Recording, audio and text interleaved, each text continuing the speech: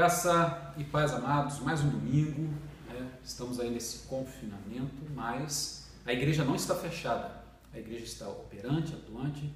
Como nós falamos no domingo passado, vamos continuar então com a nossa mensagem no livro de Abacuque. Deus é soberano na sua forma de agir. Hoje, no capítulo 1, verso 2 ao verso 11, que diz assim: Então, até quando clamarei e não escutarás, Senhor? Ou gritarei a ti violência e não salvarás? Por que razão me fazes ver a maldade e a opressão? A destruição e a violência estão diante de mim. Também há contendas e o litígio é comum.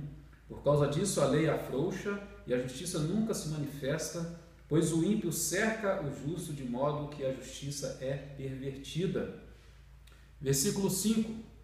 Vede entre as nações e olhai maravilhas e admirai-vos, porque realizo em vossos dias uma obra que não acreditareis quando vos for contada. Eu estou levantando os babilônios, essa nação feroz e impetuosa que marcha sobre a largura da terra para se apoderar de moradas alheias. Ela é terrível e espantosa. O seu juízo e a sua dignidade vêm dela mesma. Os seus cavalos são mais rápidos do que os leopardos e mais ferozes do que os lobos à tarde. Os seus cavaleiros espalham-se por toda parte. Os seus cavaleiros vêm de longe, voam como águia e se apressa para devorar. Eles todos vêm com violência, a sua vanguarda irrompe como o vento oriental, ajuntam cativos como areia. Debocham dos reis e zombam dos príncipes, riem de todas as fortalezas, pois toma fazendo rampas de terra.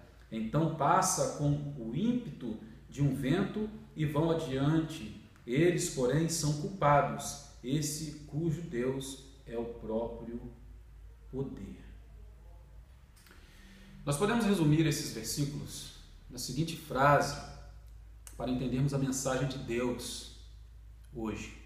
Ao clamarmos a Deus em meio à injustiça, Ele nos surpreende, trabalhando soberanamente para o nosso bem.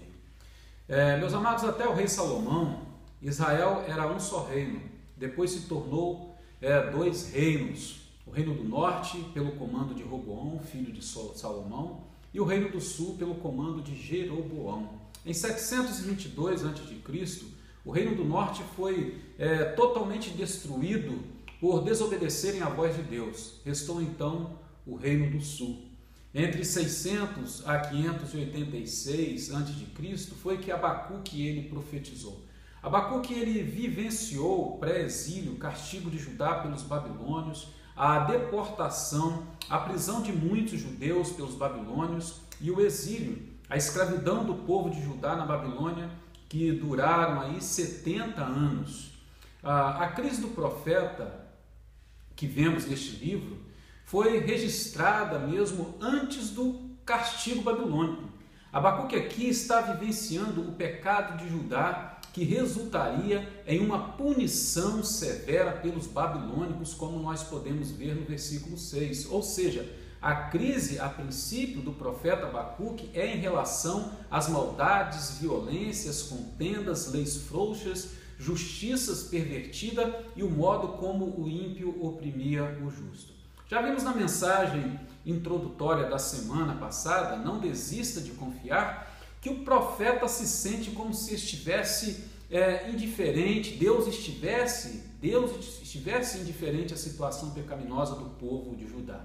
Ele estava vivendo situações, na verdade, perturbadoras, que ameaçavam a sua esperança, confiança e perseverança em Deus. Hoje, nós vamos ver que Deus o responde, mas não responde como ele esperava. E isso aumenta, então, a crise do profeta, isso aumenta a sua crise. Observe que o verso 5 e 6, Deus responde à queixa de Abacuque. Olhem as nações e contemplem-nas, fiquem atônitos e pasmem, pois os dias de vocês farei algo em que não creriam se lhes fosse contado. Estou trazendo os babilônios, nação cruel e impetuosa, que marcha por toda a extensão da terra para apoderar-se de moradas que não lhe pertencem. No verso 12, parte B, o profeta questiona a decisão de Deus. Senhor, tu designaste essa nação para executar juízo, ó rocha, determinaste a ela que aplicasse castigo. O profeta não sabia que o cativeiro babilônico serviria para disciplinar o povo, corrigi-los, como também para protegê-los como nação e reino. Esta proteção do povo de Judá apontava para a vinda do Messias, do Salvador Jesus, porque Jesus é descendente de Davi, que pertence à tribo de Judá. 2 Timóteo, capítulo 2, versículo 8, Apocalipse, versículo 5. Como Cristo viria? Ou se cumpriria a promessa do Salvador se Judá fosse destruída? Para entendermos melhor, assim como José foi vendido pelos seus irmãos para o Egito, para mais tarde livrar os hebreus da fome mundial daquela época, Gênesis capítulo 37, versículo 43, assim necessário seria Judá ser disciplinada pelos babilônicos para a correção e proteção ao cumprimento da promessa. Se Jerusalém fosse destruída, como foi, e o povo ficasse à mercê de outros povos nos dias de Abacuque, hoje não existiria mais a cultura judaica. Então, diante desses fatos e do conflito do profeta, chegamos à conclusão que, ao clamarmos a Deus em meio à injustiça, Ele nos surpreende, trabalhando soberanamente para o nosso bem.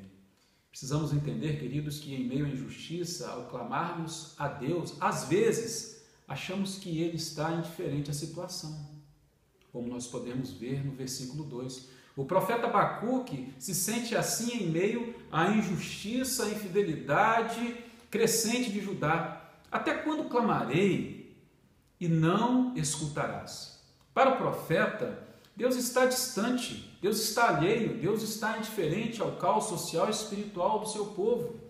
Às vezes nos sentimos assim no presente século, quando é crescente o caos socioeconômico do Brasil, o caos espiritual da nação, mas de uma coisa não podemos nos esquecer: este caos aponta para a volta de Cristo Jesus e a consumação dos séculos. Olha o que nós estamos vivendo. Isso nos remete aonde? Nosso pensamento. Jesus está prestes a voltar. Jesus, ao falar sobre o futuro que transcorreria sua vinda e que apontava a sua volta, Mateus capítulo 24, ele destaca no verso 12 que a maldade aumentará de tal maneira que o amor de muitos se esfriará. Se olharmos para a sociedade, veremos que realmente o amor está se esfriando. Se olharmos para as famílias, veremos divórcios e filhos revoltados, se drogando, se prostituindo e até mesmo se matando. Se olharmos para as escolas, veremos professores desvalorizados, alunos sem expectativa de melhora. A cada novo dia, os sinais do fim dos tempos e da volta do Senhor Jesus tornam-se mais intensos. Pais que matam os seus próprios filhos para não pagarem pensão, autoridades que, diante de uma epidemia como podemos ver a questão do coronavírus, dessa pandemia que está se espalhando, preocupa-se muito mais com as suas questões burocráticas do que até mesmo em solucionar a situação do país num todo. Ser gospel tornou-se também a última moda. O crente ocupa lugar nas novelas, filmes, e a música evangélica alcança as paradas de sucesso seculares e rende milhões e milhões de reais. É como se Satanás tivesse percebido que facilitar as coisas surte muito mais efeito do que perseguir, fazer com que o evangelho torne-se então algo natural. Foi a estratégia adotada até aqui pelo inimigo. Acabei de pontuar aqui algumas situações nas quais nós temos vivido, nós temos passado, nós temos convivido com isso. Biblicamente, não existe perspectivas de melhoras. Biblicamente, as perspectivas são de pioras, e isso aponta para a volta de Cristo, no qual muitos não se importam mais hoje. Entretanto, ainda que piore, Deus é fiel. Deus é fiel e poderoso para nos dar aos justos e fiéis o melhor desta terra, até que Ele venha nos libertar. Isaías 1, versículo 19. Então, devemos nos atentar que, ao clamarmos a Deus em meio à injustiça, Deus nos surpreende, trabalhando soberanamente para o nosso bem, ainda que a gente não entenda. Meus amados, em meio à injustiça, ao clamarmos a Deus, às vezes, só enxergamos o caos e a destruição, só problemas à nossa volta. Versículo 3, versículo 4. O profeta aqui, então, ele se desespera, ele questiona Deus, ressalta o caos, o pecado, ele não vê a solução. Por que me fazes ver a maldade e a opressão? Quanta semelhança conosco. Nos desesperamos também frente à maldade, à opressão nos nossos dias, tememos o mal e desacreditamos do bem. Não podemos nutrir que é o fim e que tudo está perdido. Não podemos nutrir isso, precisamos entender que à luz da palavra de Deus, que tudo está convergindo para o bem daqueles que amam a Deus. Precisamos, à luz da palavra de Deus, entendermos que nós estamos, meus amados, precisamos entender que nós estamos vivendo a oportunidade de fazermos o bem ante o mal. Luz serve para iluminar em meio às trevas. Sal serve para salgar, dar gosto à vida e preservar o que é bom. A Bíblia diz que somos, em meio à destruição, o que? Nós somos o sal da terra. Nós somos o sal da terra. Mateus 5,13. Vocês, porém, são geração eleita e sacerdócio real, nação santa, povo exclusivo de Deus, para anunciar as grandezas daqueles que o chamou das trevas para a sua maravilhosa luz. 1 Pedro, capítulo 2, versículo 9. O que somos nós diante do caos? Nós somos o sal da terra, nós somos a luz do mundo, nós somos a geração eleita, nós somos o sacerdócio real do Senhor. Nós estamos aqui para fazer a diferença, nós estamos aqui para transmitir realmente a nossa fé e transmitir paz àqueles que estão à nossa volta.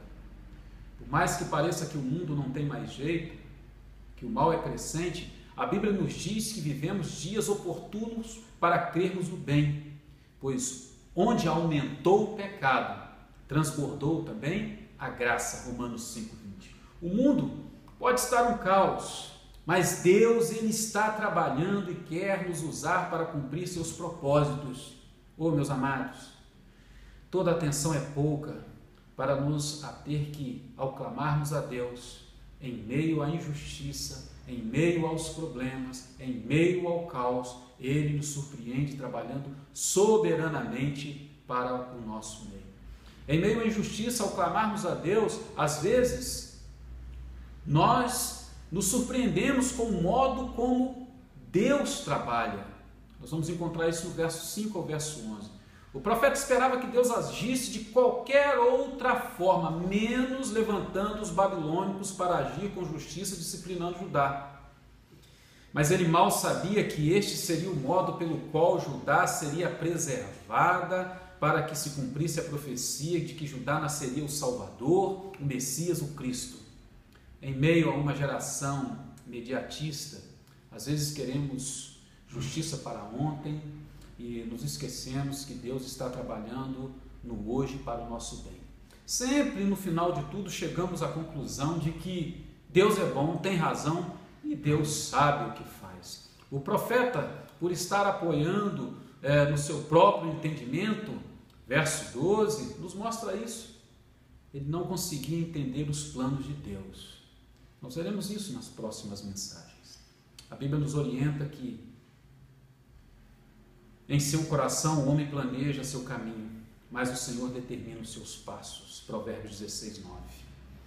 A Bíblia nos orienta que confie no Senhor de todo o seu coração e não se apoie em seu próprio entendimento. Provérbios 3, 5. Precisamos entender que Deus é soberano na sua forma de agir e que as respostas às nossas orações nunca vão ser de acordo como nós pensamos e sonhamos, mas como Ele determina o melhor para cada um de nós. Então, ao clamarmos a Deus, em meio à injustiça, Ele nos surpreende, trabalhando soberanamente para o nosso bem. Quero concluir, meus amados, que aprendemos com essa mensagem. Biblicamente, não existe perspectivas de melhoras neste mundo, e sim de pioras. Isso aponta para a volta de Cristo, no qual muitos não se importam mais hoje. Essa pandemia que nós estamos vivendo hoje é o início de muitas outras pandemias que nós vamos vivenciar. O número de pessoas se multiplicaram no decorrer dos anos. O meio de locomoção das pessoas é absurdo. Então, é natural que essas pandemias, a expansão de vírus e tanto mais, percorra o mundo com muita velocidade. Mas nós precisamos entender que Deus, Ele está no controle. O mundo pode estar no caos, mas Deus está trabalhando. E em meio a toda essa situação, Deus quer nos usar para cumprir os seus propósitos para o nosso bem. Em meio a uma geração imediatista, às vezes queremos justiça para ontem, queremos solução para ontem e nos esquecemos que Deus está trabalhando no hoje para o nosso bem. Fica claro aqui para você que para sobreviver neste mundo tão hostil, tão mau, desigual e injusto, só tem uma saída: deixar Cristo viver a sua vida e entregar a Ele por inteiro, integral, sem reservas. Tudo aponta para Cristo, tudo aponta para Ele. Ele é o amor que o mundo precisa, que você precisa. Contudo, a graça de nosso Senhor transbordou sobre mim, juntamente com a fé e o amor que estão em Cristo Jesus. 1 Timóteo 1,14. Meus queridos, existem muitos caminhos para vocês seguir. Mas só Jesus Cristo é o único que lhe pode dar direção no mundo tão mau. Respondeu Jesus: eu sou o caminho, eu sou a verdade e a vida. Ninguém vem ao Pai a não ser por mim. João 14, versículo 6. Não esqueçamos, Deus é soberano na sua forma de agir. E em meio à injustiça, Ele nos surpreende, trabalhando soberanamente para o nosso bem. Quero finalizar dizendo para você o seguinte: nós estamos vivendo um momento muito difícil na nossa nação e no mundo, mas não podemos esquecer que Deus está trabalhando. Deus é soberano. Deus está trabalhando para o nosso bem. Deus abençoe a sua vida. Deus abençoe a sua família. Que a graça dEle, o amor dEle, o acompanhe a sua família em todo o decorrer ainda dessa semana. Graça de Deus para você, em nome de Jesus. Amém.